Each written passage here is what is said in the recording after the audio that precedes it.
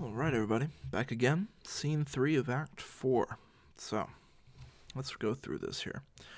Alright, so right off the bat, we get Malcolm saying this: "Let us seek out some desolate shade, and there weep our sad bosoms empty. So let us grieve together.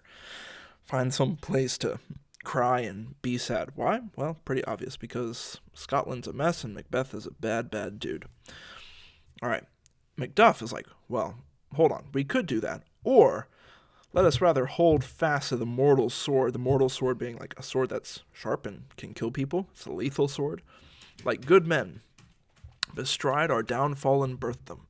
Each new morn, new widows howl, new orphans cry, new sorrows strike heaven on the face, that it resounds as if it felt with Scotland and yelled out like a syllable of dolour. So he's saying, well, we could cry, or we could pick up the sword and go do something about it. And that is exactly what he's here to do. Okay. So Malcolm coming in here. "What I believe I'll wail, what we know believe, and what I can redress, as I shall find time to friend, I will." So okay, in time, sure.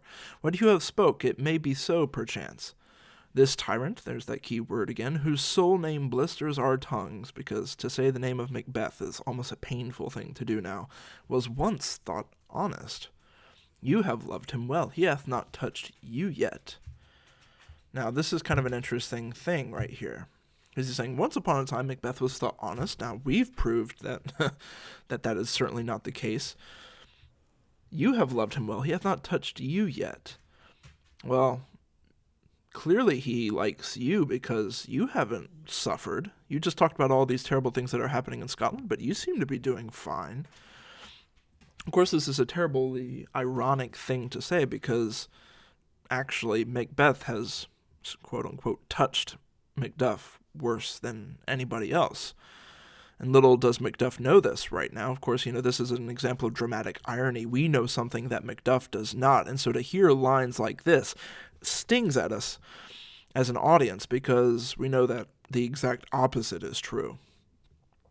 But the important thing is that Malcolm is expressing some apprehension about Macduff right here.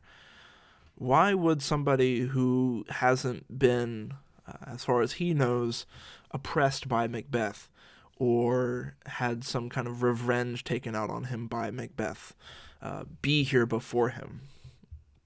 "So, I am young, but something you may deserve of him through me, and wisdom to offer up a weak, poor, innocent lamb to appease an angry God." Maybe what you're here to do is to take me back and serve me up as a sacrifice. Maybe you have gotten on Macbeth's bad side, and what you're just trying to do is you're trying to get back on his good side, because you know what? If you can get me, the one true heir to the throne, in front of Macbeth, and he can take me out, murder me, do whatever he needs to do to legitimize him as king, maybe that's what you're trying to do. Maybe you're trying to take me, a weak, poor, innocent lamb, and offer me up as a sacrifice to appease an angry god, in this case referring to Macbeth. Macduff is quick to say, "I am not treacherous. That is not what I am about. I'm not here to try to do that sort of thing." And he says, well, hey, Macbeth is. "A good and virtuous nature may recoil in an imperial charge." And so here he's basically saying, well, you might not be treacherous, but we all know that Macbeth is treacherous. And it's possible that, hey, you may be a good and virtuous person, but that's not to say that a king, to say an imperial charge, may not exert his power and influence over you to get you to do something that isn't necessarily in your nature to do. Okay. "But I shall crave your pardon. That which you are, my thoughts cannot transpose. I can't really tell exactly who you are so far. Angels are bright still, though the brightest fell." Hey, you know what? Angels still look good, even though, Satan fell, though. He was an angel once. "Though all things foul would wear the brows of grace, yet grace must still look so." Once again, this is kind of getting down to that fair is foul and foul is fair. People can't really tell who's good and who's not and what their motivations are. Things are very hazy, very foggy. Lots of confusion around and not sure who's loyal to who and what those motivations are. And so Macduff is like, well, if Malcolm doesn't trust me, then what hope is there? I've lost all my hopes. Malcolm was the one person who could do something about this. This whole plan to overthrow Macbeth is not going to work without Malcolm's help and the resources that Malcolm has access to. Okay. Perchance, even there where I did find my doubts. So he's like, okay, so all that aside, say you are a good person, say you do have, noble intentions, why in that rawness left you wife and child, those precious motives, those strong knots of love, without leave-taking? So even if you are here for good purposes, how can I trust you to be a really good person if you just totally up and left your wife and kids without even saying goodbye? I pray you, let not my jealousies be your dishonors, but mine own safeties. You may be rightly just, whatever I shall think. So, don't take my doubts to be your dishonors. They may not be true, but just know that what I'm doing is I'm looking out for my own safety. I have to make sure that I'm dealing with good, honest people. And this kind of harkens back to what we saw in scene 2, this whole discussion of who is a traitor? One who swears and lies. And Malcolm is making sure that, hey, I need to have someone who has taken an oath and who's not going to lie. I need somebody who's not a traitor if I'm going to actually put my trust in them. Because think about what Malcolm's father was like. The thing about Duncan, what got him in trouble is he was so trusting. He even when he was referring to the Thane of Cawdor, he said, hey, he was one in whom I put an absolute trust. You can't know somebody by just looking them in the face. And so Malcolm is like, I'm not going to make the same mistake that my father did. My father was too trusting. I can't afford to be too trusting, or else I'm going to end up just like he did. And so we understand this from Malcolm's perspective, but at the same time, Macduff, he's like, I have no way to truly prove this. And so he's just really grieved by it all. Bleed, poor country, great tyranny. Lay thou basis sure, for goodness dare not check thee. Wear thou thy wrongs. The title is affected. Fare thee well, Lord. I would not be the villain that you thinkst, for the whole space that's in the tyrant's grasp, and the rich east to boot. I promise you, I'm not some villain. I'm not under Macbeth's power or influence. I'm not doing this just for myself. Okay. And Malcolm's like, hold up, be not offended. I speak not as in absolute fear of you. It's not that I'm really afraid of you. I think our country sinks beneath the yoke. It weeps, it bleeds, and each new day a gash is added to her wounds. I think withal there would be hands uplifted in my right. He's saying, if I did go back to Scotland, I believe that people would welcome me back and they would want me to be their king. I understand that. And here from gracious England I have offer of goodly thousands, and I could do it because these goodly thousands, he's referring to soldiers here. I could go back and overthrow Macbeth if I wanted to, and I believe that people would receive me back. But, there's always a but for all this, when I shall tread upon the tyrant's head, or wear it on my sword, yet my poor country shall have more vices than it had before, more suffer and more sundry ways than ever, by him that I shall succeed. I could go back, I could become king, but if I did, it would be even worse than if Macbeth remained king. And of course, this throws Macduff for a loop, because who could possibly be worse than Macbeth? What should he be? Certainly you can't be speaking about yourself, so who are you talking about? Well, it is myself, I mean, in whom I know all the particulars of vice so grafted, that, when they shall be opened, black Macbeth will seem as pure as snow, and the poor state esteem him as a lamb, being compared with my confineless harms. Trust me, I know myself, and I would be worse than anything imaginable, or anyone. Okay, Macduff's still not by. Not in the legions of horrid hell can come a devil more damned in evils to top Macbeth. He's worst of the worst, man. Come on now. And now Malcolm gets into some details. I grant him bloody, luxurious, avaricious, false, deceitful, sudden, malicious, smacking of every sin that has a name. Yeah, Macbeth, he's terrible. But there's no bottom, none, in my voluptuousness. This is kind of where this conversation gets a little bit awkward, and so, kind of bear with these characters here, but let's break this down. Essentially, Malcolm right here is saying that he's a sex addict. Voluptuousness, that's a word within that context, was kind of what would be referred to right there. That there is no bottom. If his sexual addiction is a big pit, he's saying it's bottomless. Your wives, your daughters, your matrons, and your maids could not fill up the cistern of my lust. If you're bothered or disturbed, yeah, you should be. And my desire, all continent impediments would overbear that did oppose my will. And if anybody tried to stop me from getting with all of these women, they wouldn't be able to. Better Macbeth than such a one to reign, right? And Macduff, he's put in a tough spot here. Boundless intemperance, and nature is a tyranny. And he's like, yeah, that's bad. That is bad, I'll grant you that. It hath been the untimely emptying of the happy throne and the fall of many kings. Yeah, lots of kings have lost their throne because of being hooked on things like that. But fear not, yet to take upon what is yours, you may convey your pleasures in a spacious plenty and yet seem cold. Like, we can kind of keep that under wraps. This would not pass muster today in the 21st century, but he's like, we can kind of conceal your affairs. They don't need to be out in the open. People don't need to know that this is, a sin that you have. You can stay hot and yet seem cold. The time you may so hoodwink, we can pull the wool over people's eyes. We have willing dames enough. We have enough women in Scotland that would want to sleep with you, or that would be at least okay with it. There cannot be that vulture in you to devour so many as will to greatness dedicate themselves, finding it so inclined. Like, all this aside, you could still be a good king. Yeah. Pretty awkward, but that's what's going on right there. Malcolm is saying he's a sex addict, and Macduff is saying, okay, we can deal with that. We can deal with that. We can make it work. And Malcolm's like, well, okay, so if you're still not going to bite on that, let me tell you this.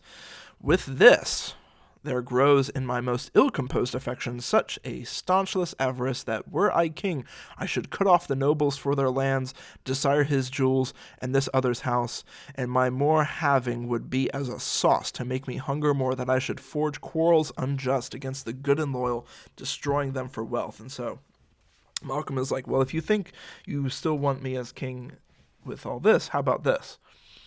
I just want stuff. I want land, I want wealth, and I would kill people for it. All the Thanes, the nobles, and let's remind ourselves that Macduff is a noble himself. He said, I will kill them for their stuff. I would do the thing that would make people most afraid. I would say, I want your land, and I'm going to execute you, and I'm going to take your land.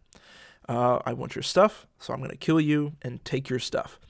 And you know what? The more stuff I have would only make me want more, would make me hunger more. Like a sauce that you put on a meal that just makes you want to eat more stuff. That's what he's saying. And I would just want more, and I would get more, and more people would die as a result. And I would even get people to fight with each other over these things and make them destroy each other just so I can take both of their stuff.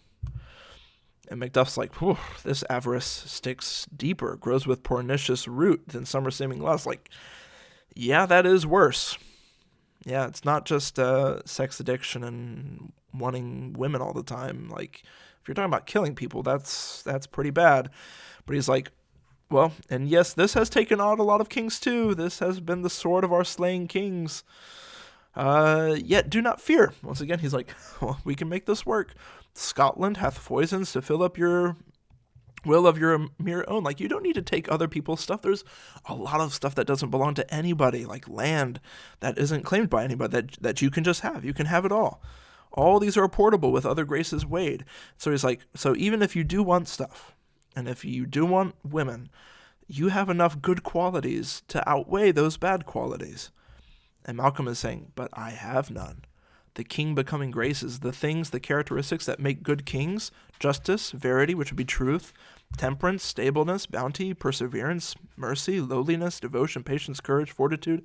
I have no relish of them, but abound in the division of each several crime, acting in many ways. Nay, had I power, I should pour the sweet milk of concord into hell, uproar the universal peace, confound all unity on earth.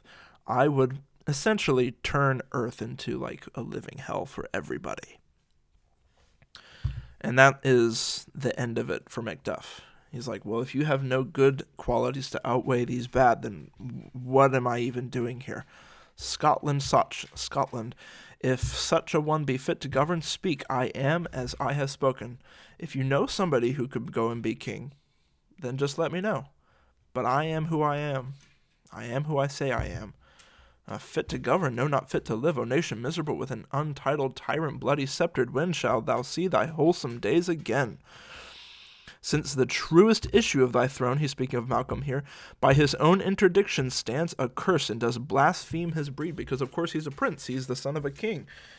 And so to be so unkingly is next to blasphemy. And then he kind of gets on his case. Thy royal father was a most sainted king. Yeah, Duncan was a good person.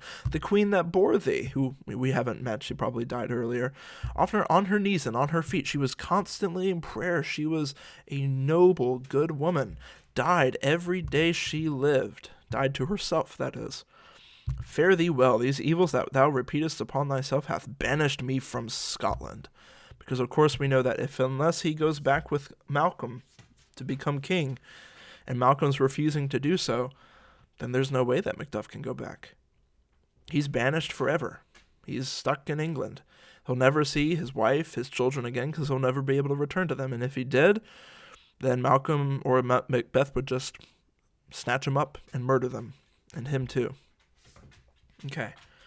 And so Malcolm is like, whoa, hold on. This is his big, just kidding moment. Macduff, this noble passion, child of integrity, hath from my soul wiped the black scruples, reconciled my thoughts to thy good truth and honor.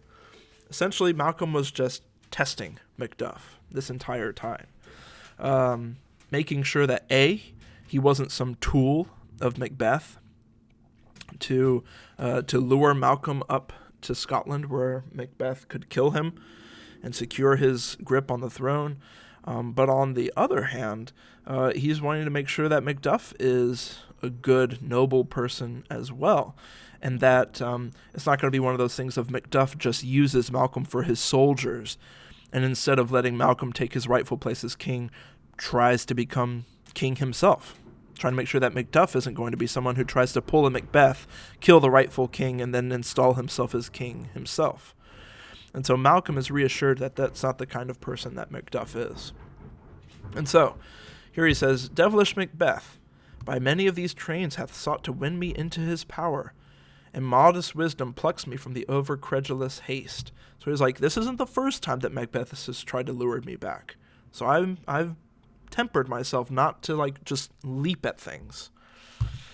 But, God above, deal between thee and me. For even now I put myself to thy direction, and unspeak mine own detraction. Here abjure the taints and blames I laid upon myself for strangers to my nature.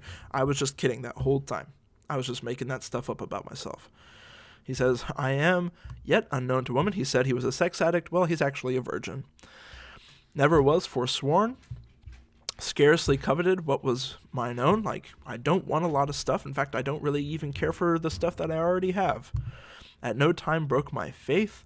I haven't lied, would not betray the devil to his fellow, and delight no less in truth than life. My first false speaking was this upon myself.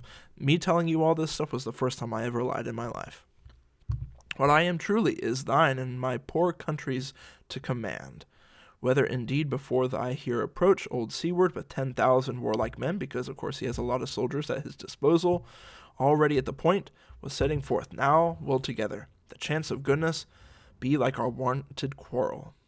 And so he's like, all right, I got soldiers. I trust you. Let's do this thing. And so Macduff, he is totally thrown off right here.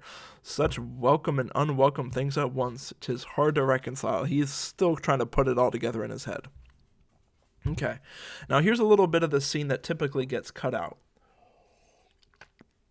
And I'm not actually going to talk about it here. I might mention it briefly after the play is over, and we'll talk a little bit more about historical context of this play.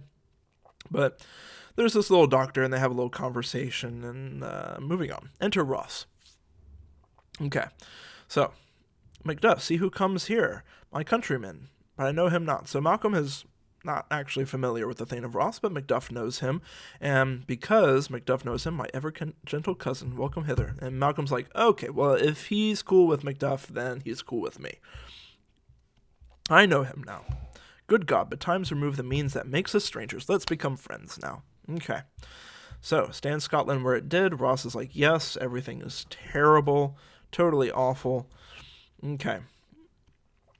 And so Malcolm comes in. He's like, okay, so well, what's the newest grief? What's the latest bit of bad news out of Scotland? And Ross is like, well, hard to say. Each minute teams a new one. Bad things are happening all the time. And so Macduff naturally inquires about his family. How does my wife? Why, well, Ross doesn't want to give it away. And all my children, too. Well, too. The tyrant has not battered at their peace. Macduff is starting to, kind of prod at the truth here. No, they were well at peace when I did leave them. And this is a terribly ironic thing to say because, in a real sense, they are at peace, at eternal peace. So Ross is not necessarily lying, but he's not really telling the whole truth here either. And so Macduff, be not a niggard of your speech, how goes it? This is a really dated word. Oftentimes it gets replaced in productions with a miser, which is essentially what it means. Don't be a miser of your speech. Don't keep it to yourself. How goes it? Pretty obvious as to why this word isn't used in most productions anymore because of, what it sounds like. And then, of course, it gets doubly ironic since Ross is often played by a black actor these days. So, yeah. Okay. So Macduff is basically like, well, be honest. Tell me how it really is. And so Ross still doesn't want to give it away. Malcolm is like, he's like, things are really bad. And Malcolm's like, hey, it's fine. We've got soldiers. We're coming. Gracious England hath lent us good seaward and 10,000 men. An older and better soldier, none that Christendom gives out. We've got this.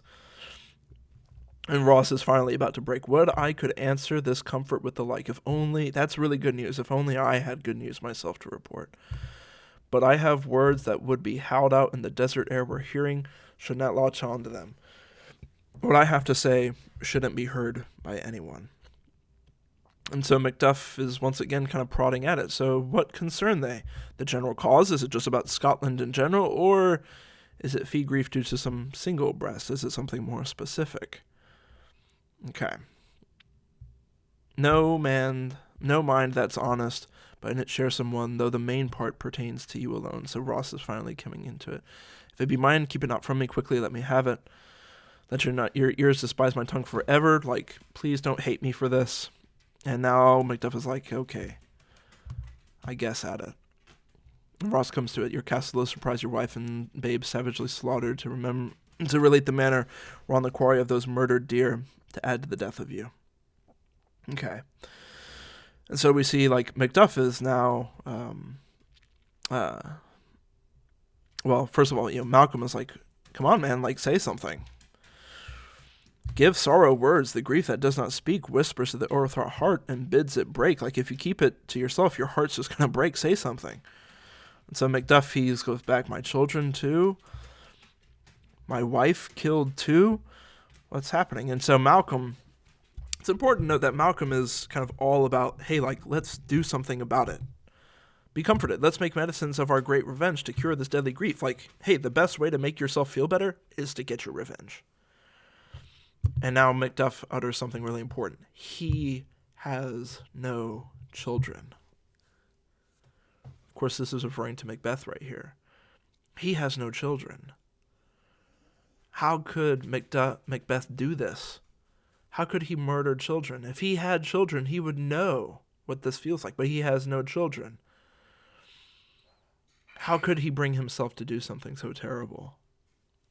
And of course, this circles back into the things that we've talked about Macbeth having no kids. Or, there's the other way of looking at this too, is that maybe Macbeth had children and they died by some unnatural cause early in life. And so maybe Macduff knows this, and so he's looking at this and he's saying he has no children. He knows how this feels. How could he do this if he knows how grievous it is to lose a child? Once again, all my pretty ones, did you say all? My pretty chickens and their dam all in one fell swoop. And Malcolm comes back. He's like, dispute it like a man. Be a man. This is kind of coming back to the whole gendered conversation that we've had throughout this play about what it means to be a man.